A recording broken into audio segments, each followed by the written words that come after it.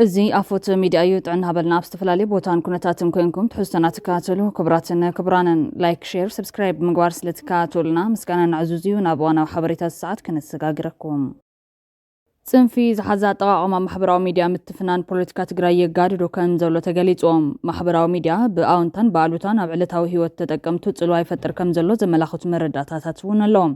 بعلم يحقي عوت للجالم تجارو سرعة زجورو لا تقاقم محبراو ميديا كم زلو زملاختو تريوتات ألو إزبل جيجا حبريتات يوزعو قبل علو الكسبات مدهال تيبتصح صرفن مثل من يكاير اللون يللا عوت ميديا أب تجري فلا حساب بوليتيكا أمنة تحلو تخبابيرنا كين غتل آلتاوي قد ألو بمالد ما يبره أب كفلة مرتي جازيتين هنتن كومونيكيشنن يونيفرسيتي ماله ممهر ماتيس جبريوت نسو أو شتحوحات استفترا فلالين حيلتات تجرين حدا كالتا ود بزرعي ودقفن سعبهم بزبالو قداي أب تجري معبل بوليتيكا وتصنفي أب محبراو ميديا كم زن صبارق قليتهم ممهر ماتيوس زغنتات والكسبات كابتو أباي تتفتير زلو بوليتيكا وتصنف تبقيسهم حدنا تزب تجري شرشر ملختات زحلفو لخنتات فتير كم زل يردم اتمدرخ نتبرات قاعد تحسبا بوليتيكا ومع حوحات كوين كم زلو زقلت ممهر ماتيوس قبريوت أب محرفاف حدنا تزب تجري التوت زلو يحدر كم زلون قليتهم كالي أب محدران مفتار تحسن محبراو ميديا نويحتو مكرو زلو تتقام محبراو ميديا عالم قرمايون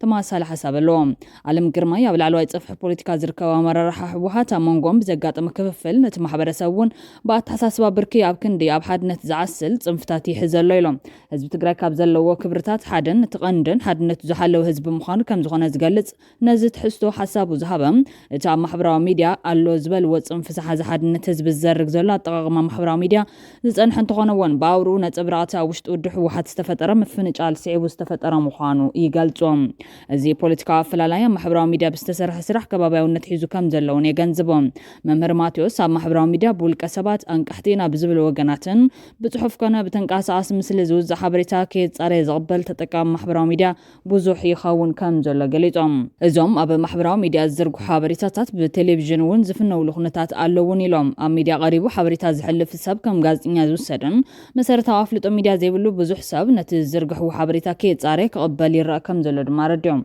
حدنا حزب تجري كم حلف وان تنكر زلو خوين سمعهم قال مرحتو دباتن حلفت منغستن نتا مريت زفطر زلو محرفاف حدنتن زي تجنزبو ناب نبرن ملاسون بزح سرح كم زحتت كم زي تردون دما املاخيتهم عاوت لجانم كونه علم قرمايون كي صاري زرخبو حبريتا زقبل تتقام محبراو ميديا كم زليم قاليطوم عاوت لجالم بغندو تتقامتي زرخبو حبريتا حقاونتو كحتون كصاريون كم زلوم يزمعد محبراو ميديا زتقامو القسب نصر ماننتون ادراشون مفلايت تخايلوم بمحبراو ميديا بلعلو القسباتن تكالاتن زبصح صرفي مصلمتان بناي جبن تحتاتنتن ናብ ሕጊ ክቀርብ ከም ዝኽእልውን ኣመላኺቶም ንሱት ሚድያ ዘለዎ ረብሓታት ክንምዝምዝ ከመይ ንኽእል ኣብ ዝብል ብትኹረት መድረኻት ብምድላው ምልዛብ ከም ዝግባእ ድማ ገንዚቦም ኣብቲ መድረኽ ጽዕንቶ ፈጠርቲ ምስ ዝበሃሉ ውልቀ ሰባትን ትካላትን ዝተፈላለዩ መድረኻት ክካየድ ኣለዎም እውን ኢሎም ዓለም ግርማይ ሕብረተሰብ አንቃሕቲ ናይ ዝበሃሉ ወገናት ሓበሬታ እናወሰደ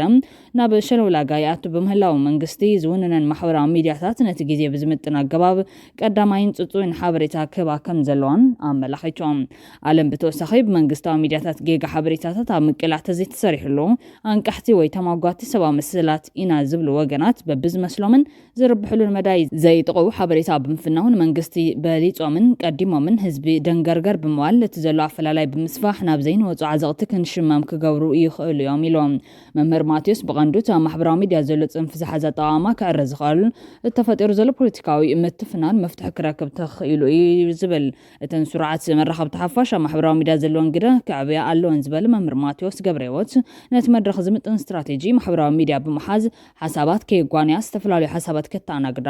ብሓላፍነት ኣጀንዳ ክቐርፃ ከም ዘለዎን ኣመላኺቶም ብተወሳኺ ሓቃዊ ትሕዝቶ ዘለዎም ውልቀ ሰባት ኣብ ምትብባዕ ጌጋ ሓበሬታታት ኣብ ምቅላዕን ክሰርሓ ኣለዎን እውን ኢሎም ነዚ ሓሳብ ዓወት ልጃለም ትካላት ብዛዕባአን ጉጉይ ሓበሬታታት ክውዛዕን ከሎም መረምታን መብርህን ክህብ ኣለወን ሚድያታት እውን ኣብ ዓበይቲ ረብሓ ህዝቢ ጉድኣት ዘስዕቡ ሓበሬታታት ኣብ ምቅላዕን ምእራምን ክሰርሓ ይግባእ ዝብል ተመሳሳሊ ሓሳብ እዩ ዘለዎ بخالي زينا أمونغو إثيوبيان إيرتران زنور متفنان عبيون أوج أسجاجيرهم ألو كبل نبر بريزيدنت تجراي تجبر أسرات تزاريبهم توجد ما برجيد محمدون هو حتى نستحجزت أمدة والد لو كبل مستر راك على العلوم كسابش إن شاء 1993 تمرت أبزل على بوليتيكا مريحنا تودو هو حتى أبال ماخلاي كوميتين أبال فتاميتن تودب طرح زيكونس فلاماي بريزيدنت كلل تግራይ ኮይن ዘገልገለ ኣይተገብሩ ኣስራት ድሕሪ ምግማዕ ውድብ ሕወሓት ዓረና ዝብል ውድብ መስሪቱ ኣብ ፖለቲካ ትግራይ ወዲ ወሰን ኮይኑ ጸኒሑ እዮም ትግራይ ሕዚ ዘላትሉ ኩነታት እቲ መፈንቅለ መንግስቲ ተፈጺሙ ኢሉ ዝገልጹ ተግባር ዘዋለዶም ዓበይትን ሓደገኛታት ዝበሎም ክስተታትን ተተኣናግደላ ድሕሪ ምባል እሱጉምቲ ድማ ምምዕራይ ግዝያዊ መንግስቲ ዘይኮነስ ሕወሓት ወታደራዊ ሓይሊ ተጠቒማ ዕልዋ ፈጺማ ክብል ገሊጾም ኣይተገብሩ ኣስራት ካብ መሰረቱ ኣወዳድባት ዳግማይ ግዝያዊ ምሕዳር ጸገም ዘለዎን ብመራሕትን ኣባላት ውድብን ዝተመልአ ካቢነ ኮይኑ ንጀነራል ታደሰ ወረደ ክውሕጥ ዝተዳለወ ናይ ሓራገጽ ደንብ ክብል ገሊጹ ኣሎ ኣይተ ጌታቸው ረዳ ካብ ስልጣን ክወርድ ዝተገበረ ስሩዕ ርክክብ ተገይሩ ዘይኮነስ ክሳዳትን ዓበይቲ ጎድናታትን ተዓጺዩ ደም ፈሲስሉ ዝተመስረተ ንዓይ ግልባጠ መንግስቲ ክብል ገሊጾም ኣይተገብሩ ኣስራት ወሲኹ ናብ ስልጣን ደይብ ዘሎ ሓይሊ ናብ ትግራይ ክረኣያ ጀሚረን ዝነበረ ኣፋፍኖት ሚድያ ነጻነት ሲቪክ ምንቅስቓሳት ውዑይ ተሳትፎ መናሰይን ሕዚ ክቁፀዩ ተገይሮም እዮም ነዚ ኩሉ ንምድኻምን ስኽ ክብሎ ንምግባርን ድማ ካብተን ላዕሎት ኣዘዝ ሰራዊት ዝውስንዎን ውሳነታት ሓንቲ ሚድያታት ኣድብ ክገዛ ዘሕልፍዎ ውሳነ ስዒቡ ኣብ ትግራይ ምዝሓል ከርኢ ከም ዝኻለ ገሊጹሎም እዚ ቀየር ተባሂሉ ዝተወሰነ ነባር መሪሕነት ግዝያዊ ምሕዳር ዝነበሩ ሕዚ ኣብ መሪሕነት ዝነበሩ ከም በዓል ጀነራል ታደሰን ፍሳም ማንጁስን ሓዊሱ ዘለዎ ኣመራርሓ ከይተሓተቱን ተሓታትነት ከይተረጋገፀን ዝተገበረ ቀይድ በተኽ ሽመትን ተቐባልነት ከም ዘይብሉ የረድም ወዲ ወረደን ፍሳም ማንጁስን ኣካለት ጸገም ከም ዝኾነ ብምግላጽ ክሕተቱ እናተገበአ ኣብ ስልጣን ክቕጽሉ ምግባር ኮነ ተባሂሉ እዩ ድማ ኢሎም ኣብ መንጎ ኤርትራን ኢትዮጵያን ዘሎ ምሰሓብ ብውክልና ኣቢለን እቲ ኩናት ጀሚሮን ኣሎ ውክልና ኩናት ካብ ዝጅመር ጸኒሕሎ ሻዕብያ ንሕወሓት ዘይትግበርን ሕጋዊ መልክዕ ዘይብሉን ናይ ወደብን ኮሪደርን ክህበኩም የናበለ ሰራዊትን መዋግእ ቦታ ክህበኩም የብምባል ንሰራዊት ትግራይ ኣካለት ናይ ሓራምዝ ኩናት ንምግባር ፕሮፓጋንዳ ካብ ዝጅምሩ ጸኒሖም ኣለዉ ስርዓት ብልጽግና እውን እንተኾነ ነቶም ኤርትራ ካብ ሻዕብያ ክነናግፋይና ዝብል መፈክር ዘለዎም ሓይልታት ብርጌድ ንሓመዱ ክድግፍ ቤት ጽሕፈታትን ናይ ወታደራዊ ማዕስከርን ዕጥቅን ንምሃብ ይላዘብ ከም ዘሎ ንሰምዕ ኣለና ክብል ገሊጾም ብርጌድ ንሓመዱ ድማ ማጸልታ ናይቶም ቅድሚ ዝጸንሑ ዳበታት ኮይኖም ኣብ ዝሓለፈ 3 ዓመታት ኣብ ዝተፈላለዩ ሃገራት ምዕራብን ሰሜን ኣሜሪካን ኤስያን ኣውስትራልያን ማእኸላይ ምብራቕን ተዘርጊሑሎም ሓላፊ ክፍሊ ዲፕሎማስያዊ ብርጌድ ንሓመዱ ኣይተበየነ ገብረ እግዚአብሔር 22 ተባሂሉ ኣብ ዝፍለጥ ኣብ ኣዲስ ኣበባ ዝርከብ ቦታ ማእኸል መራኸብ ናይቲ ዝተበታተነን ጥፈታት ብርጌድ ንሓመዱ ዝኸውን ቤት ጽሕፈት ከም ዝኸፈተን እቲ ቤት ጽሕፈት ድማ ወታደራውን ዲፕሎማስያውን ማእኸላት ከም ዘለዎን ዕላምኦም ድማ ዕጥቃዊ ቃልሲ ምክያድ ምዃኑ ኣፍሊጥዮም ብ27 ጥሪ ሃገራዊ ጉባኤ ኤርትራ ዓፋር ምስ ዝተባሃለ ካሊእ ተቃዋሚ ውድብ ኣኼባ ዘካየደ ብርጌድ ንሓመዱ ኣብ ኢትዮጵያ ዝርከቡ ኤርትራውያን ውሕስነት ዝረኽብሉ መንገዲ ብዝምልከት ምስ መንግስቲ ኢትዮጵያ ከም ዝተዘራረበ እውን ሓቢሮም እቲ ምንቅስቓስ ኣብ ኤርትራ ሱር በትኻዊ ለውጢ ከካይድ ከም ዝደሊ ንሰበስልጣን መንግስቲ ኢትዮጵያ ከም ዝሓበርዎን ኣይተበየነ ገሊጹሎም ይኹን እምበር ሓያሎ ኤርትራውያን ተቓለስቲ ብርጌድ ንሓመዱ ኣብ ውሽጡ ንዘሎ ፍልሊ ኣጽቢቡ ሰፊሕን ሓዋፍን ውድብን መስሪቱ ከይሐየለን ውሽጡ ከየጽረየን ምስ መንግስቲ ኢትዮጵያ ይኹን ዝኾነ ካሊእ ሓይሊ ርትዓዊ ሽርክነት ከካይደ ይኽእልን ዝብል ስክፍት ኣለዎም ኣብ ርእሲኡ ዝተማኸለን ሰፊሕ ተቐባልነት ዘለዎን መሪሕነት ኣብ ምፍጣር ጸገማት ከም ዘሎ ኣብ ማሕበራዊ መራኸቢታት ዝተፈላለዩ ብሽምቲ ምንቅስቓስ ዝተፈላለዩ ኣረኣእያታት ንሕድሕዱ ዘይሳነን መግለጽታት ዘንጸባርቑን ሰባት ምህላዎም ኣቐዲምካ ንሕድሕድካ ምንባብ ከም ዘድሊ ዘጉልህ ምዃኑ ዝገልጹ እውን ኣለዉ ኤርትራ ንዝተግባራት ኢትዮጵያ ንምትዕንቓፍን ናብቲ ሃገር ዝንቀሳቐሱ ሓይልታት ብምዕጣቕን ብምድጋፍን ከተጠናኸር ምዃና ድማ ትገልጽ ኣላ ኣይተገብሩ ኣስራት ብወገኑ ትግራይ ኣብ ዝሕዚ ሰዓት ሕወይትን እቲ ዝበፅሐና ጉድኣት እንጽግነሉ እምበር ፀግዒ ሒዝና ኩናት እነሳስየሉ ግዜ ኣይኮነን ግዜያዊ ምሕዳር ድማ ተን ቀዳምነት ክበለን የኢሉ ዝፈረመለን ዛዕባታት ክፈጽም ፀቕጢ ክንገብር ይግባእ ክብል ሪቱ ኣካፊሉሎ ናብ ካሊ ሓበሬታ ኣፎት ሚድያ እንትንሰግር ደቡብ ሱዳን ኣብ ደቡብ ሱዳን ኣብ ልዕሊ ሓደ ሆስፒታልን ዕዳጋን ብዝተፈጸመ መጥቃዕቲ ቦምባ ብውሕዱ 7 ሰባት ከም ዝሞቱ ሓደ ጉጅለ ረድኤት ሓቢሮም እዚ መጥቃዕቲ ሃገር ናብ ኩናት ሕድሕድ ከይተመርሕ ኣብ ዝተሰግአሉ እዋን እዩ ተፈጺሞም ማሕበር ኣልቦ ዶብ ሓኻይም MSF ኣጽዋር ዝጸዓነት ሄሊኮፕተር ኣብ ኦልድ ፋንጋክ ግዛት ጆንግላይ ኣብ ዝርከብ ሆስፒታል ቦምብ ብምድርባይ ሙሉ በሙሉ ከም ዘዕነወት ተገሊጾም ብድሕሪኡ ድማ ሰብ ኣልቦ ነፋሪት ኣብ ዕዳጋ ተኸባቢ ቦምብ ከም ዝደርበየት MSF ወሲኹ ገሊጹሎ እቲ መጥቃዕቲ ዝበጽሕ ሆስፒታል ኣብቲ ልዕሊ 110,000 ህዝቢ ዝነብረላ ግዛት ፋንጋክ እቲ እንኮ ሆስፒታል ምዃኑን ኩሉ ናውቲ ሕክምና ከም ዝዓነወን MSF ሓቢሩሎ እቲ ሰብኣዊ ትካል ኣብ ልዕሊ እቶም ዝሞቱ ተወሰኽቲ 27 ከም ዝቆሰሉ ብምግላጽ ንጹር ጥሕሰት ዓለማዊ ሰብኣዊ ሕጊ ክብል እውን ገሊጹ ኣሎ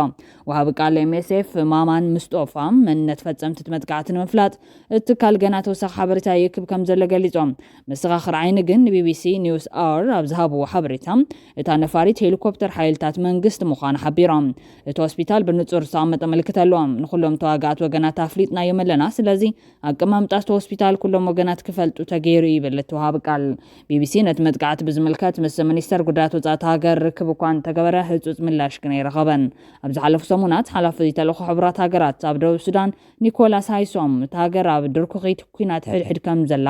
ኣጠንቂቑ ነይሩ እዮም እዚ ስጋት እዚ ኣብ መንጎ ፕረዚደንት ሳልቫኪርን ምክትሉ ሬክ ማቻርን እናተጋደደ ዝኸይድ ዘሎ ፍሕፍሕ ዘስዓቦ እዮም ቅድሚ እቲ ቦምባ ምፍንጃሩ ሓላፊ ወታደራዊ ሓይልቲ ሃገር ፖል ማጆክናንግ ሓያሎ ጀላቦ ምስ ተጮያ ሕነ ክፈዲ ምዃኑ ፈራሪሑ ነይሩ እቲ ወታደራዊ ኣዛዚ ነቲ መጥቃዕቲ ምስ ምክትል ፕረዚደንት ማቻር ዘተኣሰሩ ዕጡቓት ዘኸሰሰ ኮይኑ ማቻር ግን ነቲ ኣብ ልዕሊ ዝቐረበ ክሲ መልሲ ኣይሃበን ማቻር ኣብ ወርሒ መጋቢት ምስ ሓያሎ መሻርክቱ ጎንፂ ንምልዓል ፈቲንካ ብዝብል ኣብ ቀይዲ ኣትዩ ነይሩ እዮም መንግስቲ ኣብ ዝቐረበ እዋን ንማቻር ዝድግፉ ግዛኣታት ብምዝርዛር እቲ ሃገር ናብ ካሊእ ክልተ ዓበይቲ ብሄራት ዘሳተፈ ኩናት ሕድሕድ ከይተምርሕ ስክፍታታት ኣልዒሉ እዮም እንተኾነ ግን ኣብ ጽባሕ ናጽነት ኣብ መንጎ ደገፍቲ ክልቲኦም መራሕቲ ዘጋጠመ ግጭት ስዒቡ 400,000 ሰባት ክሞቱን ከለው ልዕሊ 2.5 ሚሊዮን ዜጋታት ድማ ካብ መነባብሮኦም ክመዛበሉ ክኢሎም እዮም ብድሕሪኡ ብመሰረት 2018 ዝተገበረ ስምምዕ ሰላም ክልቲኦም ወገናት ዝተሳተፍሉ ናይ ሓድነት መንግስቲ ተመስሪቶም ብመሰረት እቲ ስምምዕ ሃገራዊ መረፃ ክካየድን ዜጋታት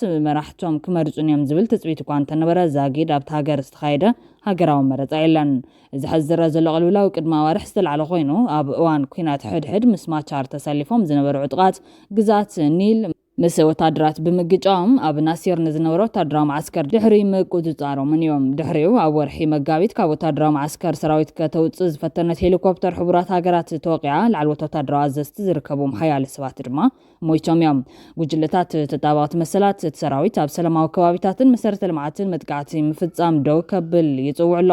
ደቡብ ሱዳን ካብተን ኣሽሓት ኤርትራውያን ዝነብሩለን ሰፊሕ ኢንቨስትመንት ዘካይዱለንን ሃገራት ሓንቲ እያ ኣብ ዝሓለፈ ወርሒ መጋቢት ዝተወከስናዮ ን10 ዓመታት ኣብቲ ሃገር ዝተቐመጠ ኤርትራዊ መሃንዲስ እቲ ንጥፈታት ነብሩ እኳ እንተኾነ ስጋታት ግን ኣሎ ገለ ምንቅስቓስ ሰራዊት እውን ተመልኪተ ኣለኹ ክብል ገሊጹ እዮም እቲ ኩነታት ናብ ኩናት ከምርሕ ይኽእል ዶ ንዝብል ሕቶ ድማ